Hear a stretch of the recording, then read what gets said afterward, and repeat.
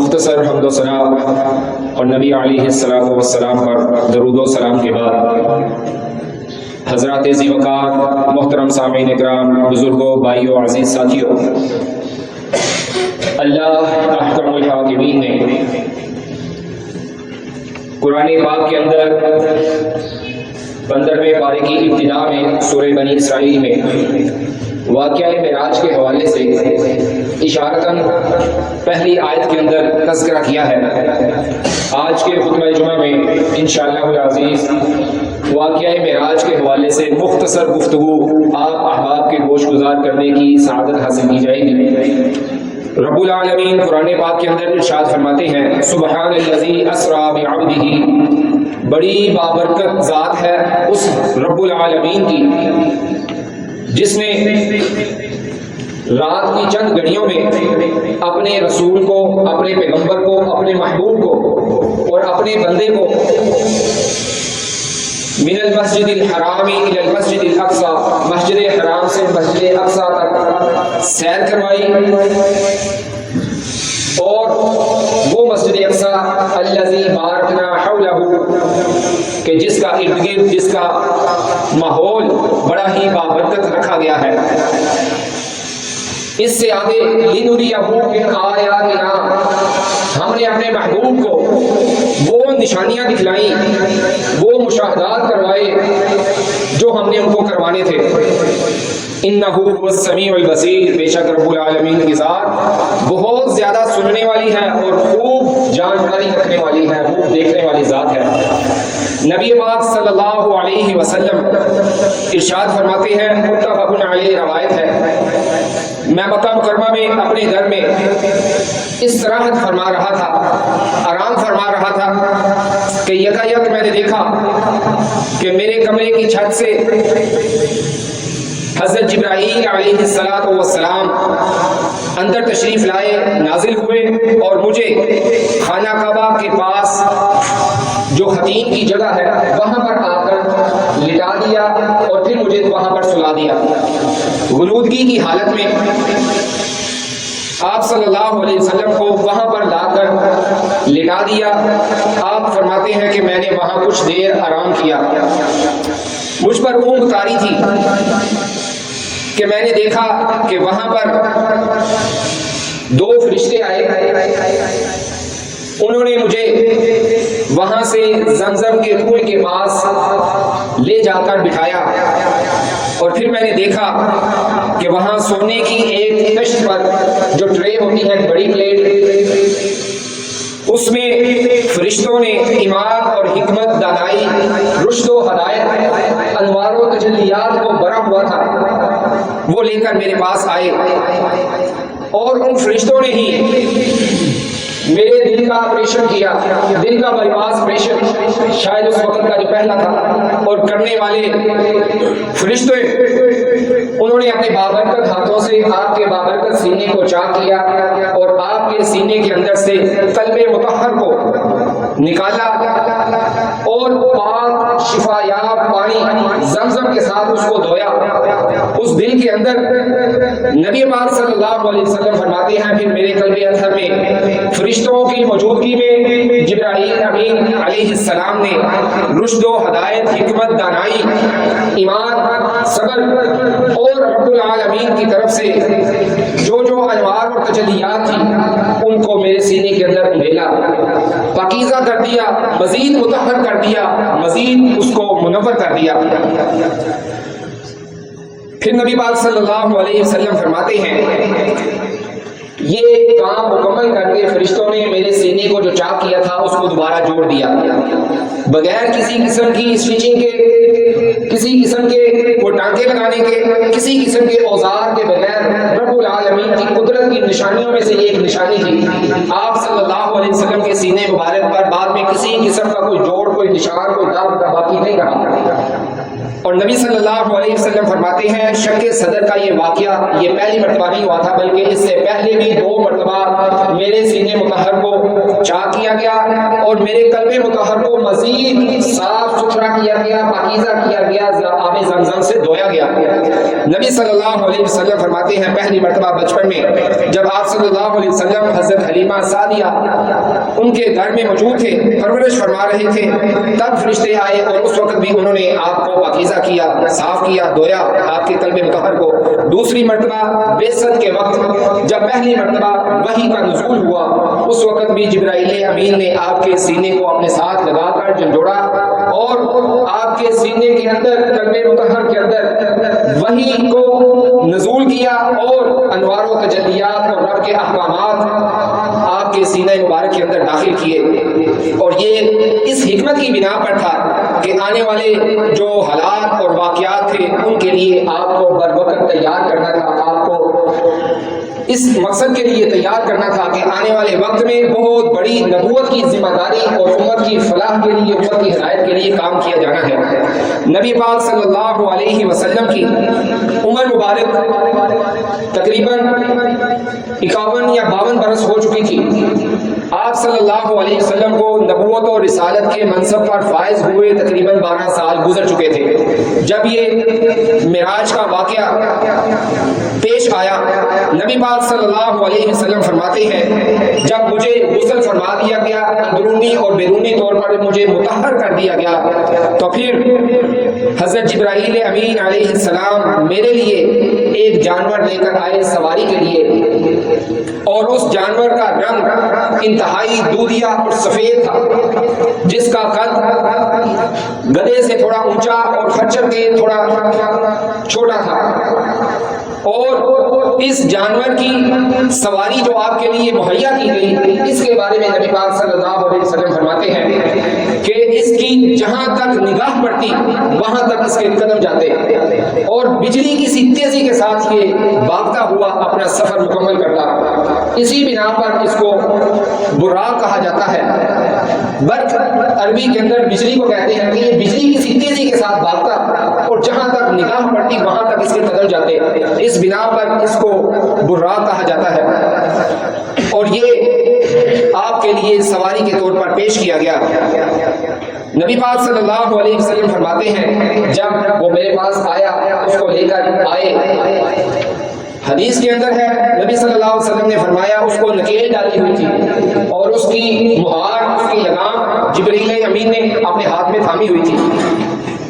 جب سواری کے لیے تیار ہوئے تو اس نے تھوڑی سی شوخی دکھائی، تھوڑا سا پھسلا۔ حضرت جبرائیل امین علیہ السلام نے اس کی پشت پر ہاتھ پھیرا، تھپکی دی اور کہا دیکھو جانتے نہیں ہو تم پر سواری کے لیے پوری انسانیت کے سب سے معزز ترین بندے حضرت محمد مصطفیٰ صلی اللہ علیہ وسلم تشریف لائے ہیں، انہوں نے تمہارے اوپر سواری کرنی ہے اور تم شوخی دکھا رہے ہو۔ نبی صلی اللہ علیہ وسلم فرماتے ہیں جب یہ الفاظ حضرت جبرائیل امین نے کہے تو اس خچر نے، اس براق نے جب یہ الفاظ سنے تو وہ وہیں پر سکون اختیار کر گیا، ساکت ہو گیا اور اس کے پسینے چھوٹ گئے، اس قدر وہ شرمندہ ہوا۔ پھر نبی پاک صلی اللہ علیہ وسلم فرماتے ہیں جبرائیل امین کی معیت میں اس پر سوار ہوئے اور یہ زمینی سفر جو تھا آپ کا یہ شروع ہوا۔ نبی پاک صلی اللہ علیہ وسلم نے فرمایا کہ اس زمینی سفر میں 4 منزلیں تھیں۔ پہلی منزل مدینہ منورہ میں تھی، مکہ سے نکل کر مدینہ منورہ میں پہلی منزل جہاں پر اتر کر آپ صلی اللہ علیہ وسلم نے 2 رکعت نماز ادا کی۔ حضرت جبرائیل امین نے فرمایا کہ یہ وہ شہر ہے مدینہ جہاں پر آنے والے وقت میں آپ ہجرت کر کے یہاں تشریف لائیں گے۔ دوسری منزل طور سینا مصر میں جہاں پر حضرت موسیٰ علیہ السلام کا رب العالمین کے ساتھ ہم کلام ہونا تھا، اس منزل پر نبی پاک صلی اللہ علیہ وسلم کو بھی ٹھہرایا گیا اور آپ صلی اللہ علیہ وسلم نے اس کا ارد گرد ماحول دیکھا اور اس کا مشاہدہ کیا۔ تیسری منزل بیت اللحم فلسطین کے اندر تھی جہاں پر حضرت عیسیٰ علیہ السلام अलैहिस्सलाम की पैदाइश हुई, उस जगह पर भी आप सल्लल्लाहु अलैहि वसल्लम आकर कुछ देर के लिए ठहरे और उस जगह का मुशाहदा किया और देखा। और चौथी मंजिल बैतुल मक़दस मस्जिद अक़सा थी, जहाँ पर आप सल्लल्लाहु अलैहि वसल्लम का ये ज़मीनी सफ़र मुकम्मल हुआ। आप अलैहिस्सलातु वस्सलाम को इस सफ़र के अंदर कई एक मुशाहदात, कई एक वाक़यात नज़र आए और वो सब कुछ आप सल्लल्लाहु अलैहि वसल्लम को दिखलाया गया। नबी सल्लल्लाहु अलैहि वसल्लम फरमाते हैं, फिर मैं बुराक पर सवार हुआ यहाँ तक कि बैतुल मक़दस में मैं पहुँच गया। फिर मैं वहाँ से नीचे उतरा और अपनी सवारी को उस जगह पर बांधा मस्जिद अक़सा में, जहाँ पर दीगर अंबिया किराम अलैहिस्सलातु वस्सलाम अपनी सवारियों को बांधा करते थे। और वहाँ पर फिर मैंने 2 रकत नमाज अदा की। नबी पाक सल्लल्लाहु अलैहि वसल्लम ने फरमाया, इस सफ़र के दौरान शैतान की तरफ से भी वार हुआ और दीगर गुमराह शुदा जो कुव्वतें थीं उनकी तरफ से भी मुझ पर हमला हुआ। नबी पाक सल्लल्लाहु अलैहि वसल्लम फरमाते हैं, इस सफ़र के दौरान मैं एक जगह से गुजरा तो वहाँ पर एक पुकारने वाले ने मुझे पुकारा और मेरी तरफ तवज्जो की, मुझे बुलाया कि इस तरफ आ जाओ। आप सल्लल्लाहु अलैहि वसल्लम ने तवज्जो ना फरमाई, जिब्रील अमीन ने मना फरमा दिया। आप सल्लल्लाहु अलैहि वसल्लम ने कहा कि ये बंदा कौन था? हज़रत जिब्रील अमीन अलैहिस्सलाम ने फरमाया कि ये यहूदियत की तरफ से आपको बुलावा था और उनकी तरफ से ये इशारा था। अगर आप उसकी तरफ तवज्जो करते और उसकी तरफ चले जाते तो मुमकिन था कि गुमराही का शिकार हो जाते और आपकी उम्मत के लिए भी खराबी पैदा हो जाती। फिर कुछ आगे गुजरे, दूसरे मुकाम पर जाकर एक और आवाज आपके कानों में पड़ी और उसने भी आपका नाम लेकर आपको बुलाया और अपनी तरफ तवज्जो दिलाई कि इस तरफ आओ, मेरी बात सुनो। आप सल्लल्लाहु अलैहि वसल्लम ने उस तरफ भी ध्यान नहीं फरमाया। जिब्रील अमीन ने आपको रोक लिया। पूछने पर बताया गया कि ये आपको बुलाने वाले ये ईसाईयत के ये दाई थे, ये वो बुलाने वाले थे जो कि पहले ही गुमराह हो चुके हैं और ये आपको भी गुमराह की तरफ ले जाना चाह रहे थे और आपको इस सफर मुबारक से रोकने की कोशिश करने लगे थे। आप सल्लल्लाहु अलैहि वसल्लम फिर आगे बढ़े। आगे आकर आपने देखा इस सफर के दौरान कि एक नहायत ही खूबसूरत औरत ज़ेवरात से लदी हुई और इंतहाई चमकदार खूबसूरत औरत वो आपके सामने आई, आपके रास्ते को रोकना चाहा और आपकी तरफ बुलाया कि मेरी तरफ तवज्जो करें, मेरी बात सुने। आप अलैहिस्सलातु वस्सलाम ने उससे नजरें फेर दी। जिब्रील अमीन से जब पूछा तो आपने फरमाया कि ये जो औरत बुलाने वाली थी ये दुनिया है, दुनिया की खूबसूरती इस औरत की खूबसूरती से मुशाबे है। लोग इस दुनिया जहान के अंदर इस तरह गाफिल हो जाएंगे और इसकी खूबसूरती के अंदर मर मिटेंगे। और आप अलैहिस्सलातु वस्सलाम को जिब्रील अमीन ने अल्लाह की मदद से रोक लिया। फिर आप सल्लल्लाहु अलैहि वसल्लम फरमाते हैं, कुछ सफर और आगे गुजरा तो फिर मैंने देखा कि एक बड़ी बूढ़ी औरत, उम्र रसीदा, जुड़ियां पड़ी हुई हैं उस पर, इंतहाई गंदा लिबास, परागंदा हालत है उसकी, और वो भी औरत है। उसने भी आप सल्लल्लाहु अलैहि वसल्लम का रास्ता रोकना चाहा और आपको अपनी तरफ बुलाया। आप सल्लल्लाहु अलैहि वसल्लम ने फरमाया कि मैंने उसकी तरफ ध्यान नहीं दिया। जिब्रील अमीन ने फिर बाद में बताया कि ये दुनिया थी। आप दुनिया की उम्र का अंदाजा इस बूढ़ी औरत की बाकी मानदा जिंदगी से आप लगा सकते हैं कि दुनिया की क्या हैसियत है। इंतहाई गंदी हालत में, परागंदा हालत में और इंतहाई बूढ़ी हो चुकी है, करीब है कि इसकी मौत वाक़या हो जाए, मरने के करीब है। ये हालत है दुनिया की, ये दुनिया का ये हाल है। अनकरीब इस दुनिया ने भी खत्म हो जाना है, मर मिट जाना है। फिर आप सल्लल्लाहु अलैहि वसल्लम फरमाते हैं, फिर एक और शख्स मिला जिसने आप सल्लल्लाहु अलैहि वसल्लम के रास्ते में अच्छी खासी रुकावट डालने की कोशिश की और आपको रोकना चाहा। आप सल्लल्लाहु अलैहि वसल्लम उसको भी छोड़कर तवज्जो किए बगैर, देखे बगैर उसको आगे बढ़ गए। हज़रत जिब्रील अमीन अलैहिस्सलाम फरमाते हैं, जानते हैं आप ये कौन था? आप सल्लल्लाहु अलैहि वसल्लम ने फरमाया कि ये कौन था? फरमाया ये शैतान था, इंसान की, आदमी की सूरत में आपके सामने आया और आपके रास्ते को इसने रोकने की कोशिश की। ये 4 मुकामात थे जहां पर आप सल्लल्लाहु अलैहि वसल्लम के रास्ते को रोकने की कोशिश की गई। ये सफर यहाँ पर मुकम्मल हुआ। मस्जिद अक़सा में आप सल्लल्लाहु अलैहि वसल्लम ने 2 रकत नमाज अदा की। नबी पाक सल्लल्लाहु अलैहि वसल्लम की इस नमाज के हवाले से मुहद्दिसीन ने 2 اقوال ذکر کیے ہیں۔ ایک تو یہ ہے کہ آپ صلی اللہ علیہ وسلم نے اپنے سفر کی روانگی میں جب آپ اس منزل پر پہنچے، یہاں پر آپ نے نماز فجر ادا کی اور پھر اس کے بعد آپ نے آسمان کی بلندیوں کی طرف معراج کیا۔ دوسرا قول ہے، محدثین نے فرمایا کہ آپ صلی اللہ علیہ وسلم جب یہ سارا سفر کر کے آسمان کی بلندیوں تک چڑھے اور پھر اوپر جا کر تمام تر مشاہدات کیے، واپسی پر پھر جب آپ تشریف لائے پھر آپ نے یہاں پر آ کر نماز پڑھی۔ بہرحال دونوں حالات اور واقعات کو سامنے رکھا جائے تو دونوں صورتیں ہی بہتر ہیں، جاتے ہوئے بھی نماز پڑھی اور واپسی پر بھی آپ صلی اللہ علیہ وسلم نے تمام انبیاء کرام علیہ السلام کی موجودگی میں آپ صلی اللہ علیہ وسلم نے ان کو امامت کروائی اور تمام انبیاء نے آپ کے پیچھے نماز ادا کی۔ پھر مسجد سے جب آپ باہر تشریف لائے تو آپ کی مہمانی کی گئی، مہمان نوازی کی گئی۔ نبی پاک صلی اللہ علیہ وسلم فرماتے ہیں، مسلم شریف کی یہ روایت ہے، پھر میں مسجد اقصیٰ سے باہر آیا تو حضرت جبریل امین نے مجھے 2 برتن پیش کیے، جن میں سے ایک میں شراب اور دوسرے میں خالص دودھ تھا۔ حضرت جبریل امین نے کہا کہ یہ 2 پیالے ہیں، ان میں سے جو آپ نوش فرمانا چاہیں، جو آپ کو پسند ہے وہ آپ لے لیجئے۔ نبی پاک صلی اللہ علیہ وسلم نے فرمایا کہ میں نے دودھ کو پسند کیا اور دودھ کو نوش فرمایا، میں نے اس کو پیا۔ تو حضرت جبریل امین علیہ السلام خوش ہوئے اور مسکرائے اور آپ نے کہا کہ آپ نے فطرت کو پا لیا ہے، اگر آپ شراب کو پکڑ لیتے تو بڑی خرابی پیدا ہو جاتی۔ پھر آپ صلی اللہ علیہ وسلم یہاں سے یہ اسرا کا یہ سارا سفر تھا جو زمینی سفر ہے، اب یہاں سے معراج کا سفر اوپر کی طرف چلنے لگا ہے۔ نبی پاک صلی اللہ علیہ وسلم فرماتے ہیں، پھر میں اور جبریل امین علیہ السلام چل پڑے یہاں تک کہ ہم آسمان دنیا پر پہنچ گئے۔ اور ایک اور روایت بھی ہے، نبی پاک صلی اللہ علیہ وسلم فرماتے ہیں کہ جبریل امین نے میرا ہاتھ پکڑا اور میرا ہاتھ تھامتے ہوئے مجھے اوپر بلندیوں میں پہلے آسمان تک لے گئے۔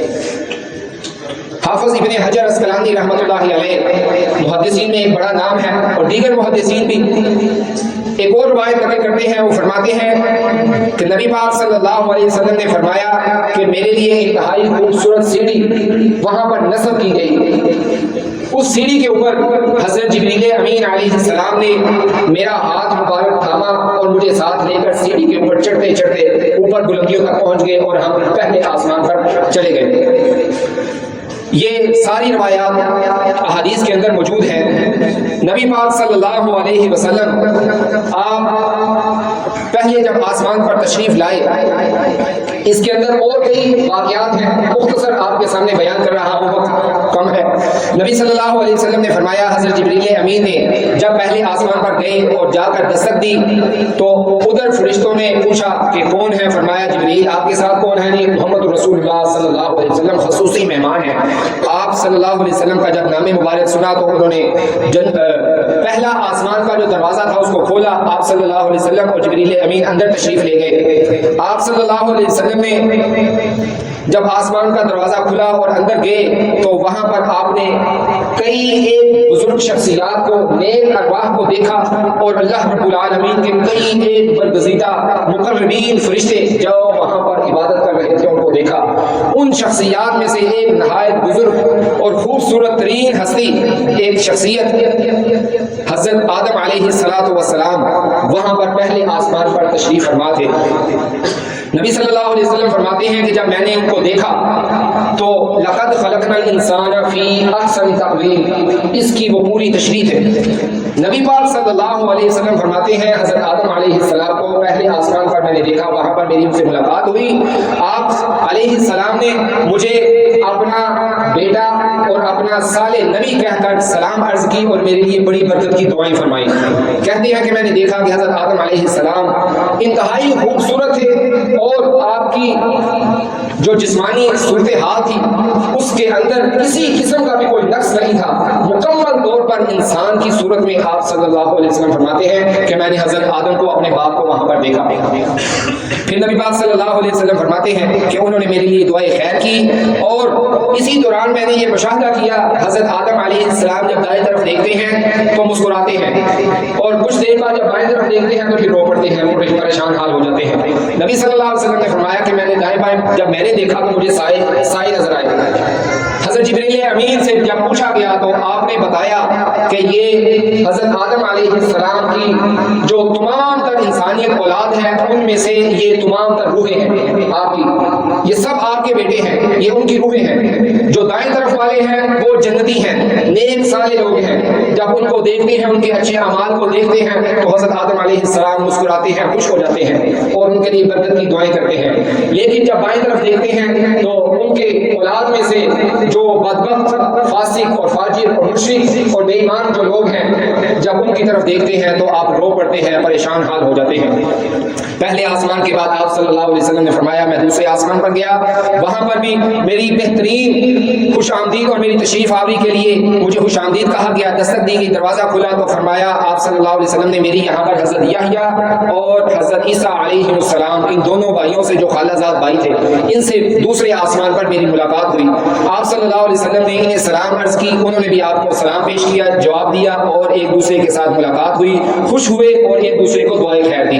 تیسرے آسمان پر آپ صلی اللہ علیہ وسلم حضرت جبرائیل امین کے ساتھ اوپر چڑھے، تیسرے آسمان پر بھی دستک دی گئی، دروازہ کھلا اور اندر تشریف لے گئے۔ حضرت جبرائیل امین نے بتایا کہ آپ کا یہاں پر بھی بہترین استقبال کیا گیا ہے۔ آپ صلی اللہ علیہ وسلم فرماتے ہیں کہ تیسرے آسمان پر میری ملاقات حضرت یوسف علیہ السلام سے ہوئی، اور جب میں نے ان کے ساتھ مصافحہ کیا تو انہوں نے مجھے اپنا نیک صالح بھائی اور نبی کہہ کر مجھے مخاطب کیا اور میرے لیے برکت کی، خیر کی، بھلائی کی دعائیں کی۔ نبی صلی اللہ علیہ وسلم فرماتے ہیں وَإِذَا هُوَ فَقَدْ أُوتِيَ شَطْرَ الْحُسْنِ، میں نے جب دیکھا تو مجھے یہ اندازہ ہوا کہ حضرت یوسف علیہ السلام کو کل حسن میں سے آدھا حسن آپ کو عطا کیا گیا ہے۔ اس قدر خوبصورت، اس قدر حسن و جمیل حضرت یوسف علیہ السلام، ملاقات ہوئی، بڑے خوش ہوئے اور ایک دوسرے کو برکت کی دعائیں دی۔